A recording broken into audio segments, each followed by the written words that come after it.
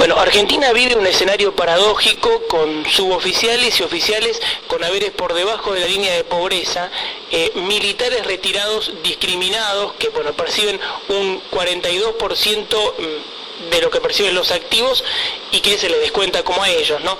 Y al mismo tiempo otra realidad del Estado que invierte cifras millonarias en propagar museos de una verdad parcializada. ¿Cuál es su opinión al respecto, diputada Mansur? Bueno, esto es como los frutos del árbol, donde uno ve que pone interés el gobierno, es en lo que el gobierno cree que eso es rescatable, que eso es positivo y que eso sirve. Indudablemente, la carrera militar no está conceptuada como siempre, como históricamente fue, y de lo que personalmente siento un orgullo profundo de los soldados de mi patria.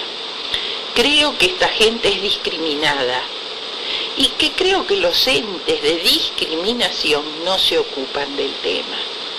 Me preocupan los jóvenes, porque es matarle los sueños, las ilusiones y el poder educar a sus hijos como ellos quisieran poderlos educar.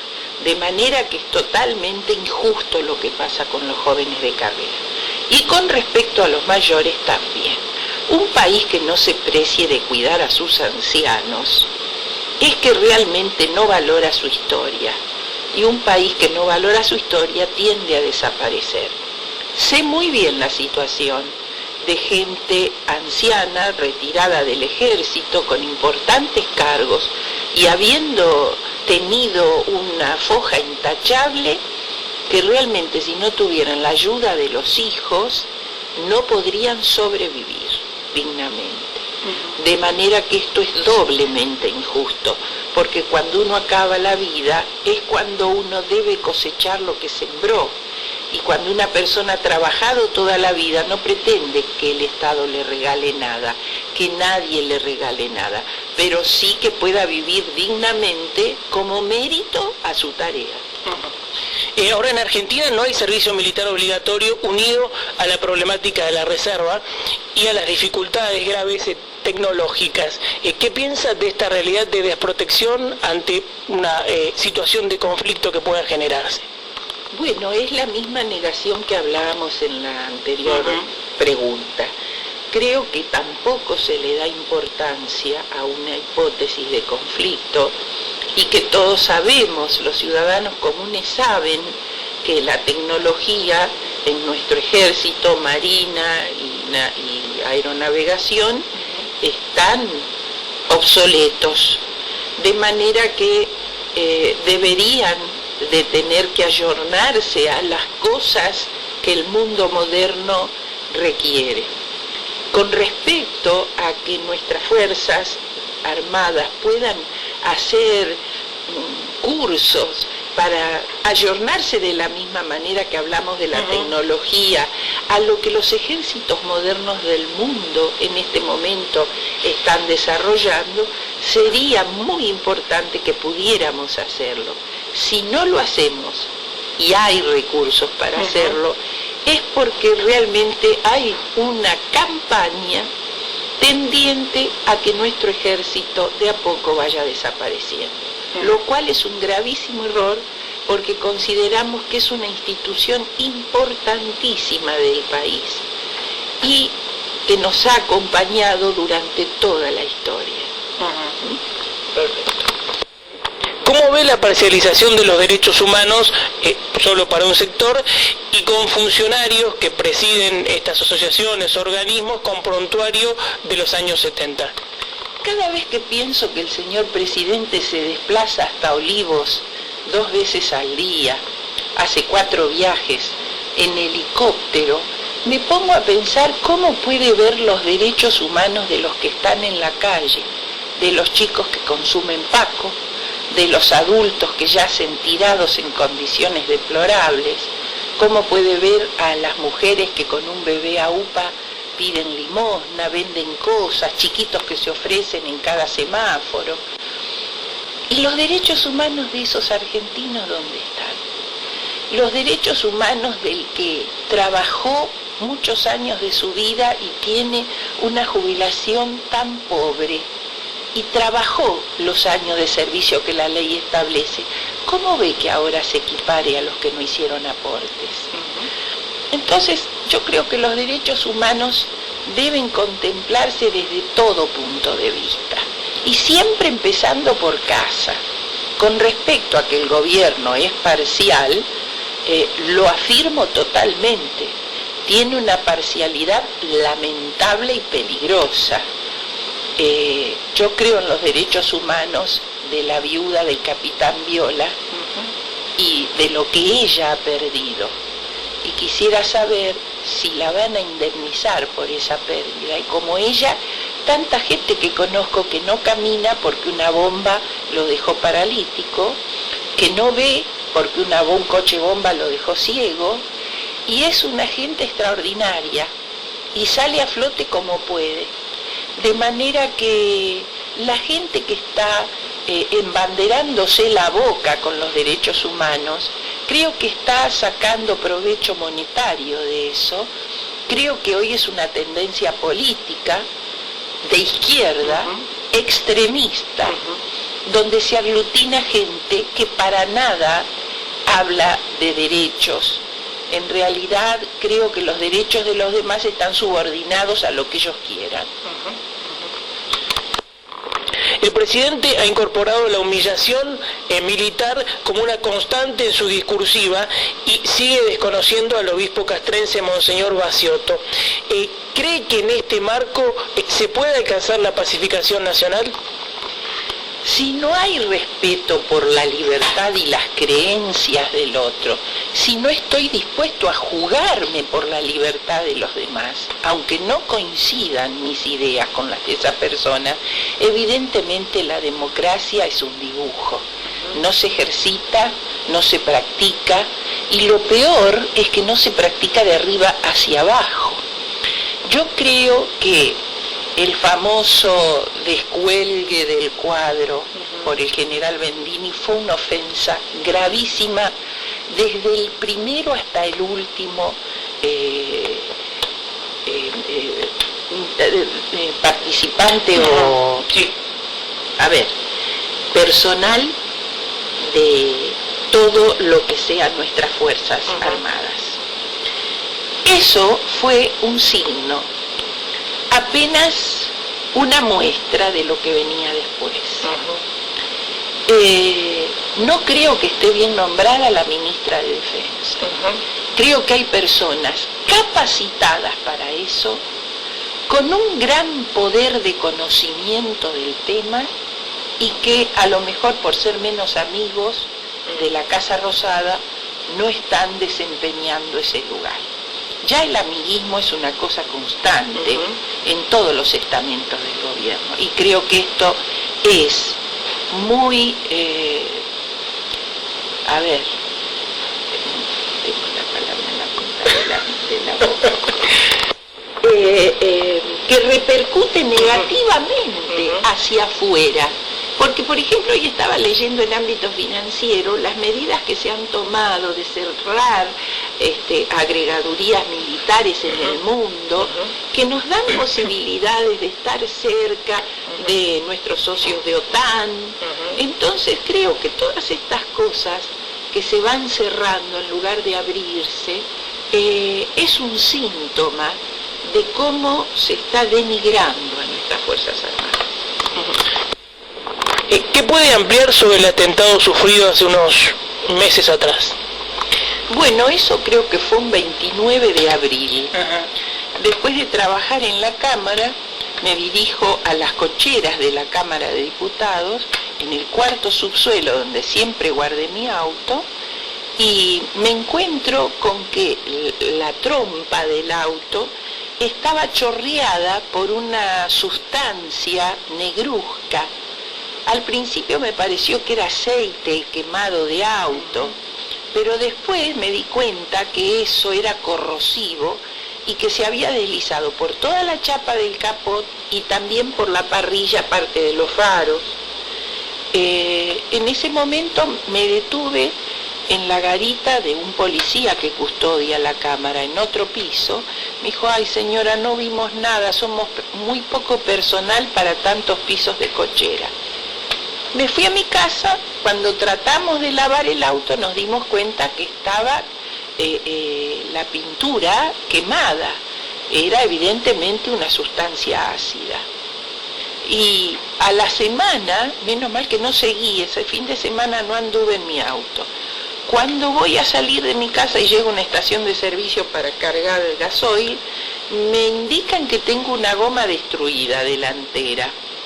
Entonces la llevo a un gomero que no conozco y que no me conoce, sale y me dice, mire señora, esta goma no es producto de algo mecánico que esté así. Esta goma ha sido cortada con un estilete o con un bisturí tan bien cortada para que no se desinflara enseguida, pero que sí reventara cuando usted anduviera en movimiento.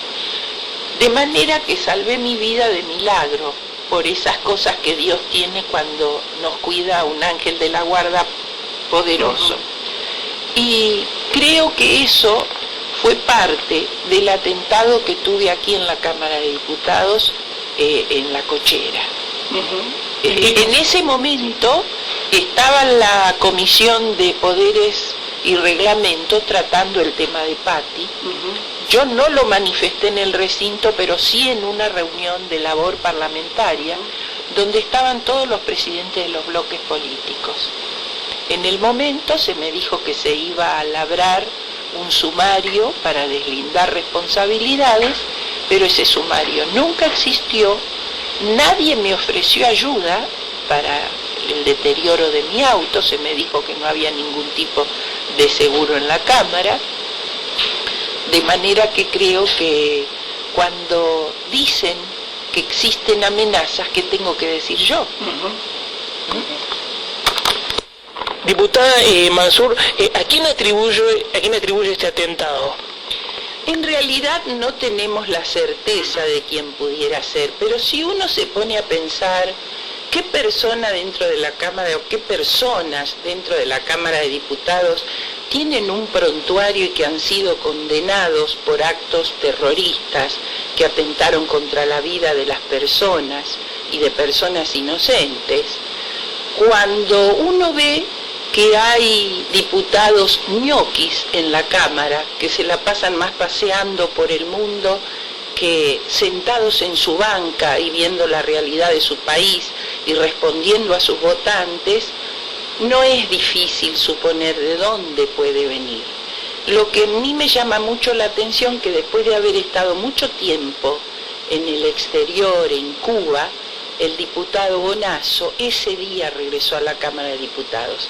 Quizá no tenga nada que ver al respecto, no lo sé, pero a mí me ha llamado la atención porque un tiempo antes pasó un problema con un señor que iba en su auto y vio que se le tiraba un auto encima, creyendo que esta persona que manejaba de un modo desmedido a alta velocidad en la ciudad de Buenos Aires podía sentirse descompuesta, trató de perseguir ese auto y poderle brindar su ayuda o pedirle explicaciones. Bajaron matones del auto de Bonazo, iba él en ese auto, era su auto, para amedrentar a este pobre hombre.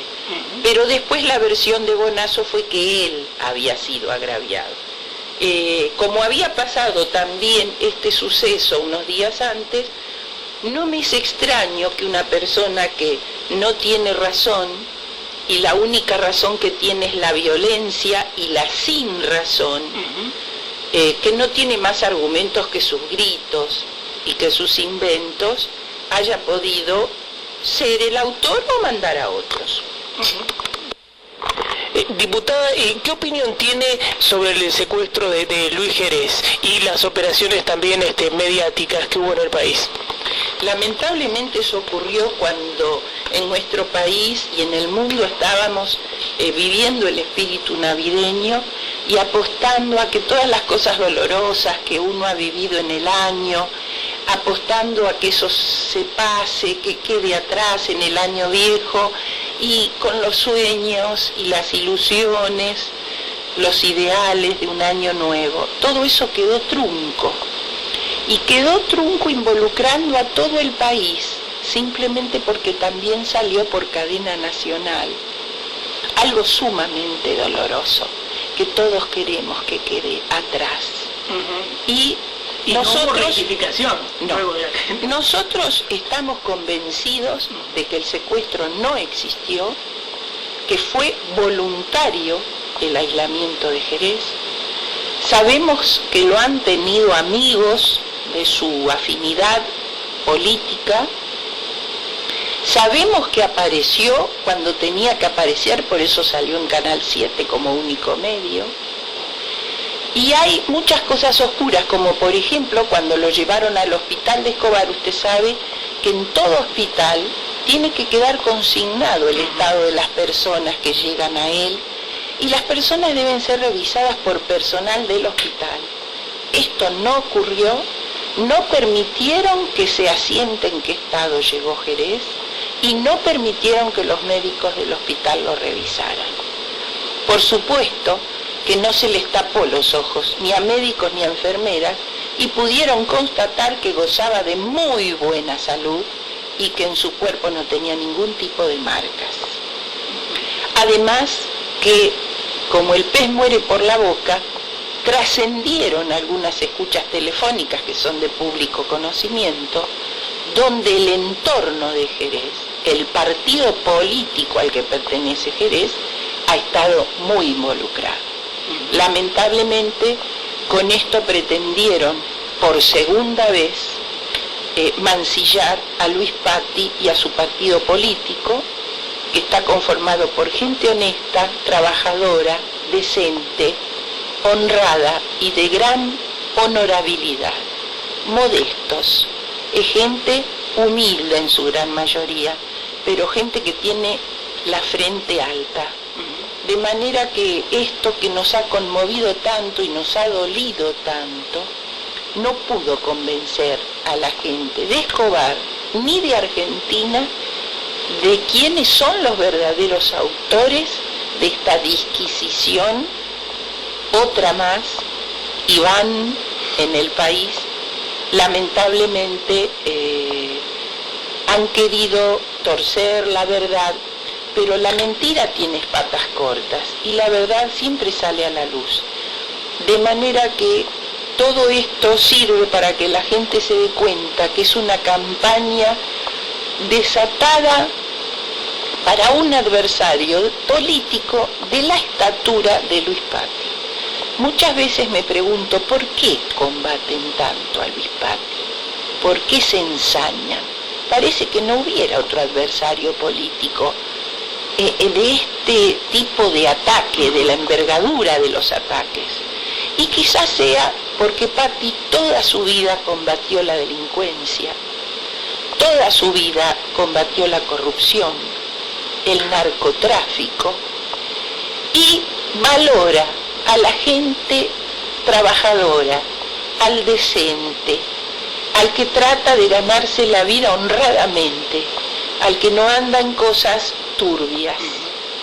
Le da muchísima importancia a la educación, por eso en el escudo del Paufe primero está el libro abierto, porque es lo único que hace libre a las personas. Y las torres de las fábricas y el tractor dicen que el Paufe también le da mucha importancia al trabajo genuino. Quizá por todas esas cosas molesta tanto el Paufe y su presidente Luis Patti.